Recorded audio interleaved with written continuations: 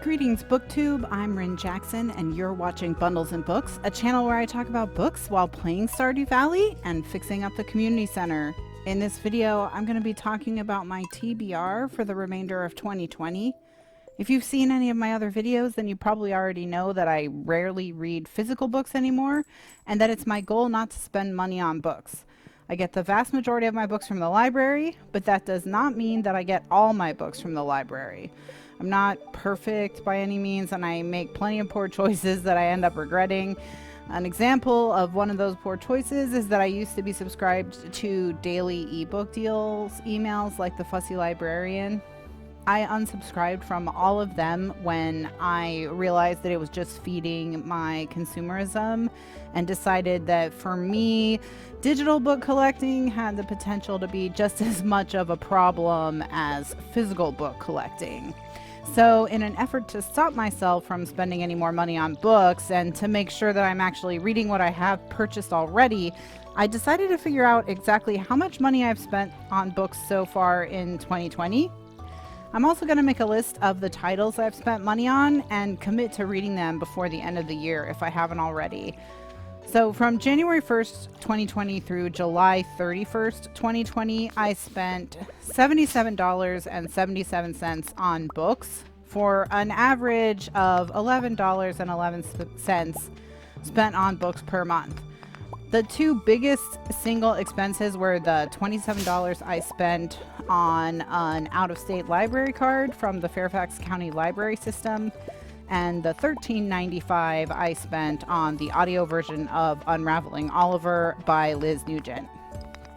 I signed up for the library card hoping they might have books in their collection that my library system didn't.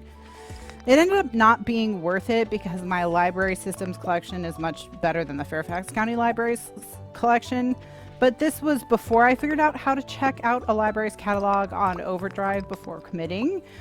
The silver lining is that the $27 went to a public library and not to Jeff Bezos, so I'm just gonna consider it a donation and move on with my life. I purchased the audiobook for Unraveling Oliver for $13.95 because my library didn't have it and I was struggling with the ebook. I couldn't not finish the book because it was a selection for a book club I participate in, so I spent the money for the audiobook to push through it. What I should have done is sign up for a free Audible trial and then cancel after I read it. Then the book would have been on Jeff Bezos. I did finish Unraveling Oliver though, so at least there's that. The remaining $36.82 I spent on 16 ebooks for an average of $2.31 spent per book.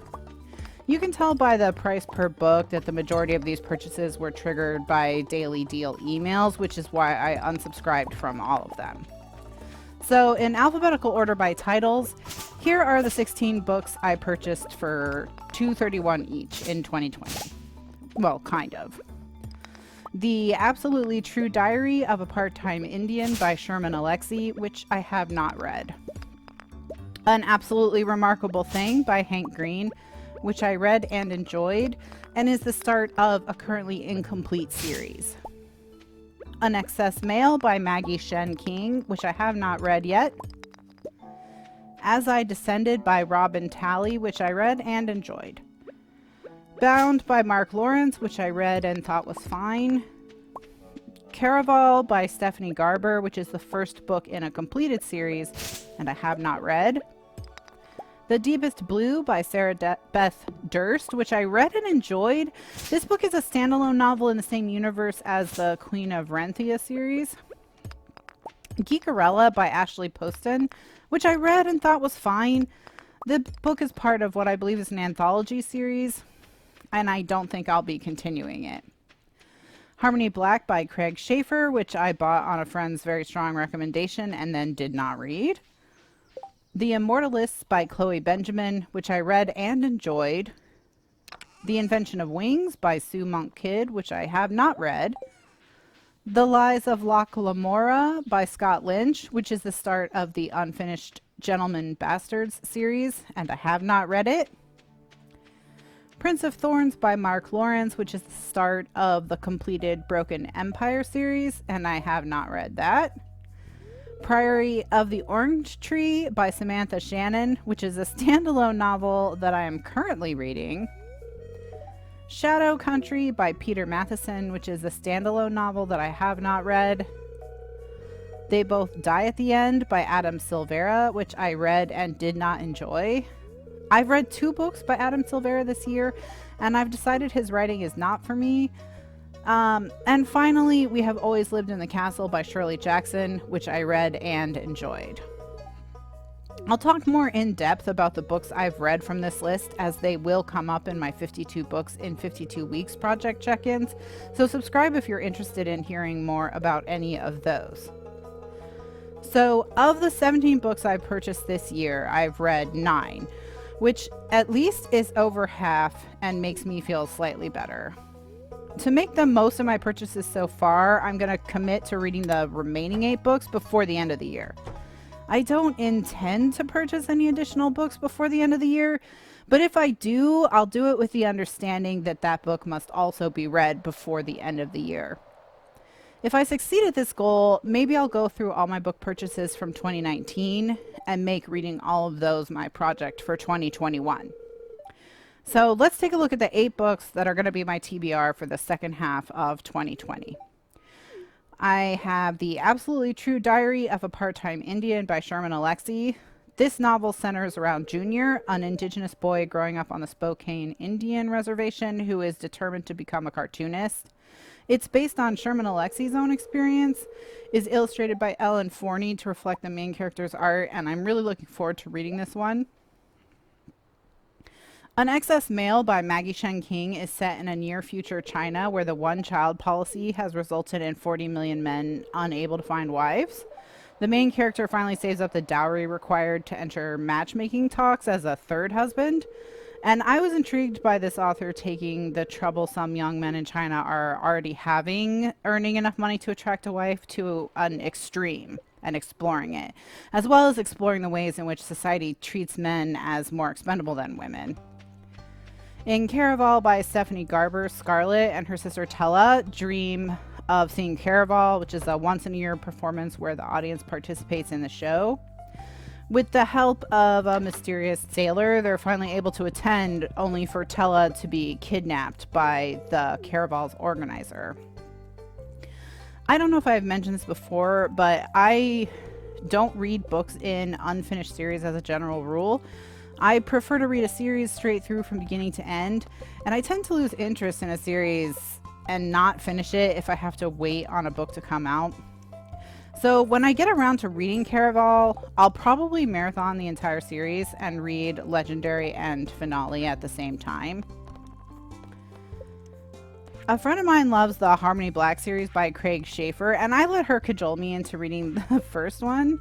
Which, don't do that. If a friend is on you about a particular book they love, just say, I've added it to my wish list. Thanks so much for the recommendation. And then read it if and when you want to.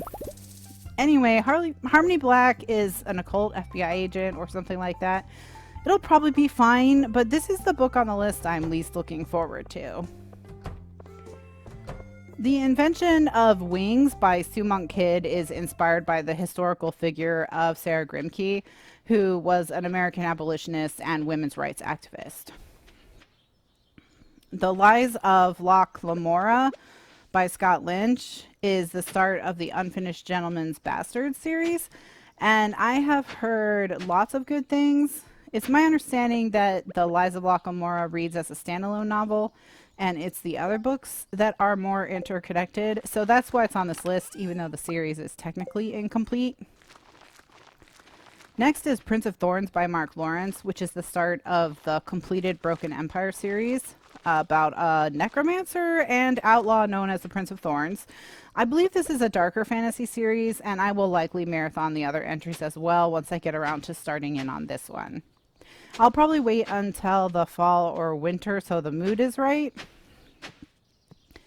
Priory of the Orange Tree by Samantha Shannon is a fantasy retelling of George and the Dragon, and it's one of the books that I'm currently reading. I just started it, so I don't have too many thoughts about it. It has been good so far.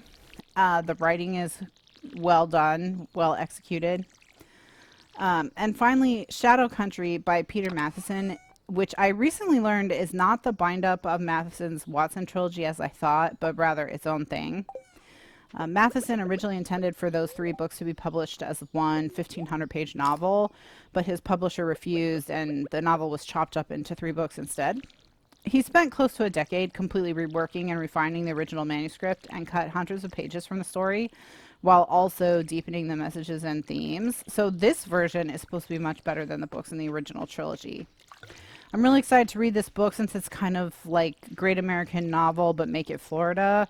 It's 900 pages, though, and I think I'll want to read it in the fall or winter to set the mood, so I won't be surprised if this is the last book from the list that gets read.